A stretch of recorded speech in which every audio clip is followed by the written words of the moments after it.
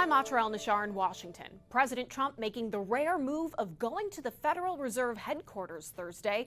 The Trump administration is now making the years-long renovation of the Fed buildings part of their claim that Fed Chair Jerome Powell is mismanaging the central bank. President Trump testing the boundaries of the politically independent Federal Reserve. On Thursday, Trump making the short trip from the White House to the Fed headquarters, ramping up his pressure campaign against Fed Chair Jerome Powell, who he first chose for the job in 2017. I'd love him to lower interest rates. Following months of complaints that the Fed hasn't cut interest rates, the president recently homing in on renovations of the two Fed buildings on Constitution Avenue in Washington. You saw what we saw, and the big thing is to get it done. They have to get it done. They have to get it finished.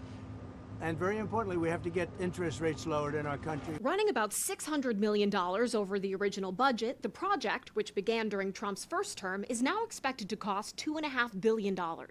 The buildings are nearly a century old and have never been renovated.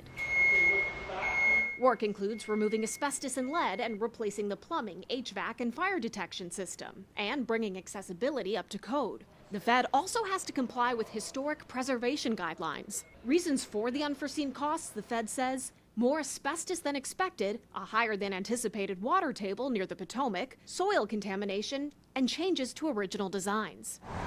This renovation does not come at the expense of taxpayers. The Federal Reserve is self-funded through interest on government securities it trades on the open market, fees from services and loans it provides to depository institutions like banks, and interest on foreign currency investments. The project is overseen by the Fed's entire board of governors, not just Powell, and is subject to inspector general audits.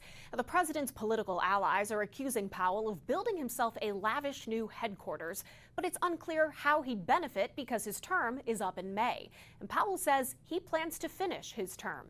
Treasury Secretary Scott Bessent reportedly convincing the president that trying to fire Powell isn't worth the economic fallout. I know Chair Powell.